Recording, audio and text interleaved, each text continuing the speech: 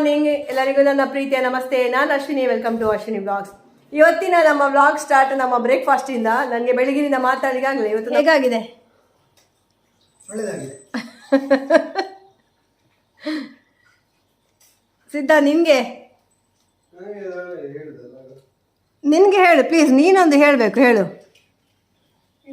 ನಾವು ಯಾವುದು ಇದನ್ನು ಮಾಡುವುದಿಲ್ಲ, ಆದರೂ ಸಹ ಇದು ಮಾಡಿದರೆ ಒಂದು ಈ ಥರ ಕಾರಣ ತುಂಬ ಒಳ್ಳೆಯದು ಕಾಣ್ತದೆ.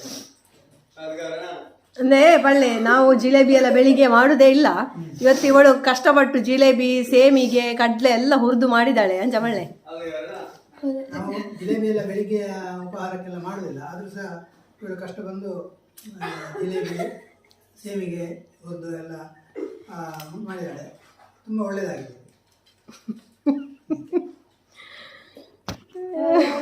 ಮೊಸರಿನೊಟ್ಟಿಗೆ ಕೂಡ ಸವಿಬಹುದಾಯ್ತಾ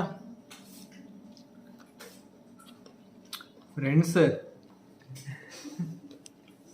ನೋಡಿ ಹಂಗೆ ಮಕ್ಕಳು ಮಾಡೋದು ನೋಡಿ, ಎಲೆಯಲ್ಲಿ ಎಷ್ಟು ಚಂದ ಕಾಣ್ತದೆ ನೋಡಿ. ಅದೇ ಇದರದ್ದು ಸ್ಪೆಷಲ್ ಎಂತ ಇಂಗ್ರೀಡಿಯೆಂಟ್ ಹೇಳಿದ್ರೆ ಜೀರಾವ ಮಸಾಲ ಅಂತ ಹೇಳಿ. ಈ ಮಸಾಲವನ್ನು ಹಾಕಿದರೆ ಮಾತ್ರ ಇದು ಇಂದೋರಿ ಪೋಹ ಅಂತ ಆಗುದು. ಮತ್ತು ಮಹಾರಾಷ್ಟ್ರದಲ್ಲಿ ಕಾಂದ ಪೋಹ ಅಂತ ಮಾಡ್ತಾರೆ, ಅದು ಬೇರೆ. ಅದು ಜೀರಾವ ಮಸಾಲ ಅಂತ ಹೇಳಿದರೆ ಉಂಟಲ್ಲ, ಯೂಟ್ಯೂಬಲ್ಲಿ ಸರ್ಚ್ ಮಾಡಿದರೆ ಸಿಗ್ತದಾಯ್ತಾ. ಅದೊಂಥರ ಸ್ಪೆಷಲ್ ಇದು. ಅದು ನಮ್ಮ ಅವಲಕ್ಕಿಗೆಲ್ಲ ಹಾಕಿದರೆ ತುಂಬ ಟೇಸ್ಟ್ ಆಗ್ತದೆ. ಮನೆಯಲ್ಲಿ ಮಾಡಿ ಆಯ್ತು, ಅದು ಜೀರಾವ ಮಸಾಲ ಒಳ್ಳೆದಾಗ್ತದೆ. ಹಾಗೆ ಇವತ್ತು ಪೋಹ ಮಾಡಿದ್ದು. ಹಾಗೆ ನಾವು ಇಂದೋರಿ ಪೋಹವೇ ಮಾಡುವಂತ ಡಿಸೈಡ್ ಮಾಡಿದೆವು. ಅದಕ್ಕೆಲ್ಲ ಸೈಡಲ್ಲಿ ಎಲ್ಲ ಕೆಲವೆಲ್ಲ ಇಡಬೇಕು ಅಂತಾಯಿತು. ಅಂದರೆ ಇದು ಜಿಲೇಬಿ ಮತ್ತೆ ಅಂತ ಖಾರ ಕಡ್ಡಿ ಅಂತೆ, ದಾಳಿಂಬೆ ಅಂತೆ. ಪುಣ್ಯಕ್ಕೆ ದಾಳಿಂಬೆ ಇತ್ತಾಯ್ತಾ. ಮತ್ತು ಜೀರಾವ ಮಸಾಲ ಅಂದರೆ ಅದೊಂದು ತುಂಬ ಸ್ಪೆಷಲ್ ಮಸಾಲ. ಹಾಗೆ ಅದನ್ನೆಲ್ಲ ಮಾಡಿ ಆಗುವಾಗ ತುಂಬ ಲೇಟ್ ಆಯಿತು. ಹಾಗೆ ನನಗೆ ಮತ್ತೆ ಮಾತಾಡಲಿಕ್ಕೆ ಆಗಲಿಲ್ಲ ನಿಮ್ಮ ಹತ್ರ ಬೆಳಿಗ್ಗಿನಿಂದ. ಹಾಗೆ ಈಗ ನಿಮ್ಮನೆ ವೆಲ್ಕಮ್ ಮಾಡ್ತಾ ಇದ್ದೇನೆ. ಇದನ್ನು ನೀವು ಖಂಡಿತ ಮನೆಯಲ್ಲಿ ಟ್ರೈ ಮಾಡಬೇಕು. ತುಂಬ ಟೇಸ್ಟ್ ಆಗ್ತದೆ. ಜೀರಾವ ಮಸಾಲ ಹಾಕಿಯೇ ಮಾಡಿ ಆಯಿತಾ, ಬೇರೆ ಇದು ಮಾಡಬೇಡಿ. ಮತ್ತು ನಾವು ಉಂಟಲ್ಲ, ಇದು ಇಡ್ಲಿ ಹಂಡೆಯಲ್ಲಿಟ್ಟು ಬೇಯಿಸೋದಿಲ್ಲಲ್ಲ, ಅವರು ಅಲ್ಲಿ ಇಡ್ಲಿ ಹಂಡೆಯಲ್ಲಿಟ್ಟು ಬೇಯಿಸ್ತಾರೆ. ಅದು ತುಂಬ ಒಳ್ಳೆಯದಾಗ್ತದೆ, ತುಂಬ ಹೆಲ್ದಿ. ಸೊ ಇದನ್ನು ಟ್ರೈ ಮಾಡಿ. ಜಿಲೇಬಿ ಜೊತೆಗೆ ತಿನ್ನಿ, ಖುಷಿ ಪಡಿ. ಮೊಸರು ಜೊತೆಗೆ ತಿನ್ನಿ, ಖುಷಿ ಪಡಿ. ಇದು ನಾನು ಬಿಸಿನೀರು ಇಟ್ಟದಾಯ್ತು ಕೊಳ್ಳಿ, ನನ್ನರಿ ಬೇರೆ ಹಾಕುವ ಅಂತ. ಇನ್ನು ಇದನ್ನು ಆಫ್ ಮಾಡಿ ಈ ಬೇರನ್ನು ಹಾಕಿ ನೋಡಿ, ಇಷ್ಟು ಸಾಕಾಗ್ತದೆ 3 ಜನಕ್ಕೆ. ಇದನ್ನು ಹಾಕಿ ಮುಚ್ಚಿಡ್ತೇನೆ. ಒಂದು ಅರ್ಧ ಗಂಟೆ ಎಲ್ಲ ಆಗುವಾಗ ಒಳ್ಳೆ ಪರಿಮಳ ಬರ್ತದೆ.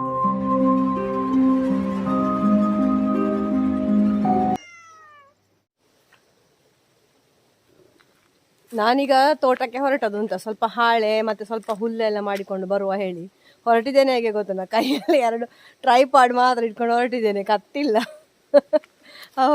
ಕೈ ಅಡಿಯಲ್ಲಿ ಉಂಟಲ್ಲ ಮತ್ತೊಂದು ಟ್ರೈಪಾಡ್ ಇಟ್ಕೊಂಡಿದ್ದಲ್ಲ, ಸೊ ಅದು ಕತ್ತಿಂದ ನನ್ನ ಮಂಡೆಗೆ ಹೋಯಿತು.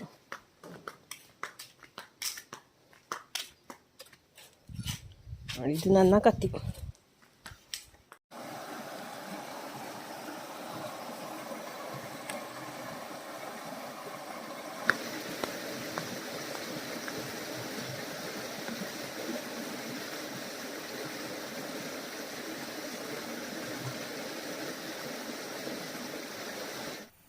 ಎಂತ ಗೊತ್ತುಂಟ, ನಾವು ಈ ಹಾಳೆ ಸೋಗೆ ಎಲ್ಲ ಉಂಟಲ್ಲ, ಅದನ್ನು ಡೈರೆಕ್ಟ್ ನಾವು ಅಡಿಕೆಯ ಬುಡಕ್ಕೆ ಹಾಕಿದರೆ ಅಡಿಕೆ ಹಾಕಲಿಕ್ಕೆ ಎಲ್ಲ ಕಷ್ಟ ಆಗ್ತದೆ. ಅಡಿಕೆಯ ಮರದ ಬುಡಕ್ಕೆ ಹಾಕಿದರೆ ಅಡಿಕೆ ಹಾಕಲಿಕ್ಕೆ ಕಷ್ಟ ಆಗ್ತದೆ. ಅದರ ಬದಲು ನಾವು ಹಸುಗಳಿಗೆ ತಿನ್ನಲಿಕ್ಕೆ ಕೊಟ್ಟರೆ ನಮಗೆ ಇನ್ಸ್ಟಂಟ್ ಗೊಬ್ಬರ ಆಗಿ ಸಿಗ್ತದೆ ಅದು. ಅದಕ್ಕೆ ನನಗೆ ಅದು ಖುಷಿ ಕಾಣೋದು. ಕೆಲವರು ಹೇಳ್ತಾರೆ ಅದನ್ನು ನಾವು ಇದರ ಬುಡಕ್ಕೆ ಹಾಕಿದರೆ ಅದು ಒಳ್ಳೆ ಮಲ್ಚಿಂಗ್ ಆಗ್ತದೆ ಅಂತ. ಬಟ್ ಮಲ್ಚಿಂಗ್ ಆಗ್ತದೆ, ಆದರೆ ನಮಗೆ ಅಷ್ಟೇ ಕಷ್ಟ ಉಂಟು ಅಡಿಕೆ ಹೆಕ್ಕಲಿಕ್ಕೆಲ್ಲ, ಅದರ ಎಡೆಗೆಲ್ಲ ಅಡಿಕೆ ಹೋದರೆ. ಹಾಗೆ ನಾವು ಇದನ್ನು ನೋಡಿ, ಹಾಳೆ ಅನ್ನೋದು ತಿಂತದೆ, ಸೋಗೆ ಅನಿಸಿ ಇಷ್ಟ ಆದರೆ ತಿಂತದೆ, ಇಲ್ಲದ್ರೆ ಅದಕ್ಕೆ ಮಲಗಲಿಕ್ಕೆ ಆಗ್ತದೆ.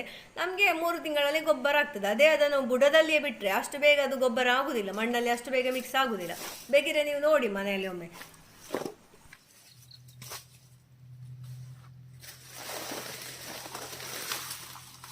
ಮತ್ತು ಇದು ಒಣಗಿದ ಬಾಳೆ ಎಲೆ, ಹಣ್ಣೆ ಎಲೆ ಉಂಟು, ಅದೆಲ್ಲ ಸಹ ಹಾಗೆ ಹಸುಗಳಿಗೆ ಮಲಗಲಿಕ್ಕೆ ನಾವು ಮಾಡಿದರೆ ಮತ್ತು ಅದು ಅಲ್ಲಿಯೇ ಗೊಬ್ಬರ ಆಗ್ತದೆ. ಅದೇ ಇದು ಜೀವಾಮೃತ ಎಲ್ಲ ಮಾಡುವವರಿದ್ರೆ ಉಂಟಲ್ಲ, ಅವರಿಗೆ ಆಗಲಿಕ್ಕಿಲ್ಲ. ಅವರು ಬುಡಕ್ಕೆ ಇದು ಸೋಗೆ ಇದೆಲ್ಲ ಅಲ್ಲಲ್ಲಿ ಕೊಚ್ಚಿ ಹಾಕಬೇಕಷ್ಟೇ. ನಮ್ಮದು ಹಟ್ಟಿ ಗೊಬ್ಬರ ಆದ ಕಾರಣ ನಮಗೆ ಅದು ಸ್ವಲ್ಪ ಒಳ್ಳೆ ಉಪಯೋಗ ಆಗ್ತದೆ. ಹಾಗೆ ಜೀವಾಮೃತ ಮಾಡುವವರಿಗೆ ಅದು ಮಲ್ಚಿಂಗ್ ಮಾಡಲೇಬೇಕಷ್ಟೇ.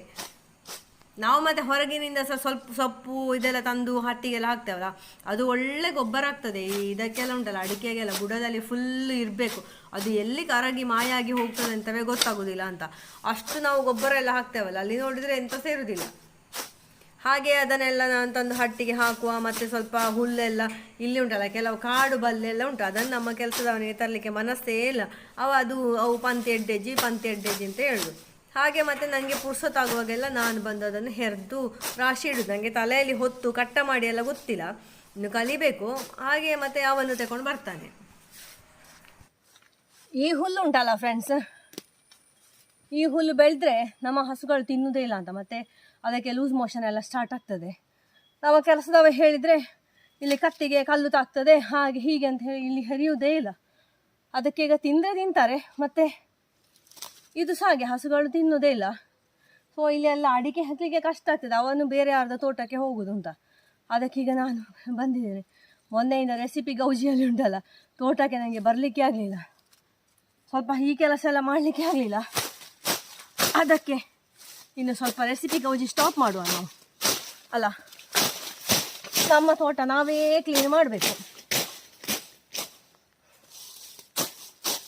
ಇದರಲ್ಲಿ ಹುಲ್ಲು ಸಹ ಉಂಟು ಎಡೆಯಲ್ಲಿ, ಒಂದು ಕಟ್ಟ ಹೇಗೆ ಸಾಗ್ಬೋದು ಈಗ.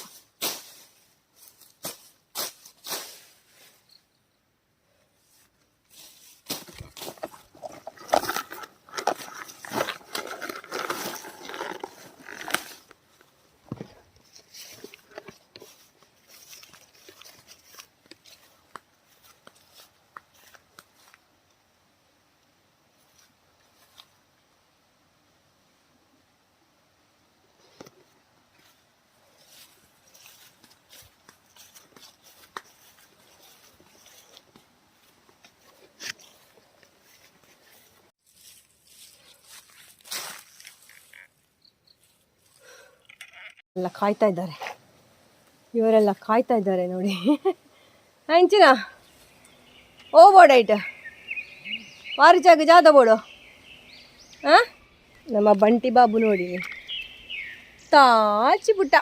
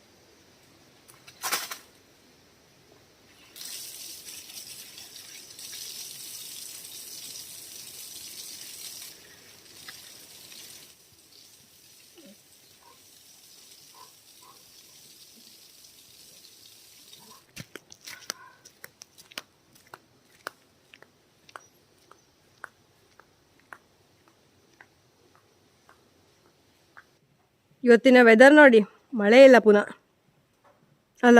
ಮಳೆ ಇಲ್ಲದಿದ್ದರೆ ಬೇಜಾರಾಗ್ತದೆ, ಮಳೆ ಬರುವಾಗ ಸಹ ಬೇಜಾರಾಗ್ತದೆ ಅಂತ ಅವಸ್ಥೆ ಎಲ್ಲ.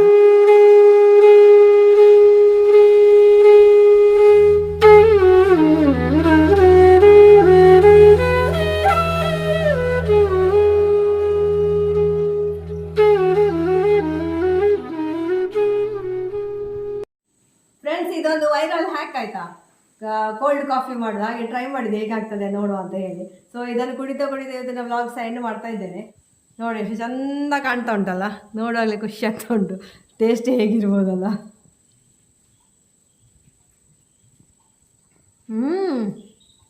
ನಾಟ್ ಬ್ಯಾಡ್, ನೈಸ್ ಆಯ್ತಾ. ಮನೇಲಿ ಟ್ರೈ ಮಾಡಿ. ನೆಸ್ಕೆಫೆ ಅಥವಾ ಸನ್ರೈಸ್ ಯಾವ್ದು ಸಾಕಿದೆ. ವಾವ್.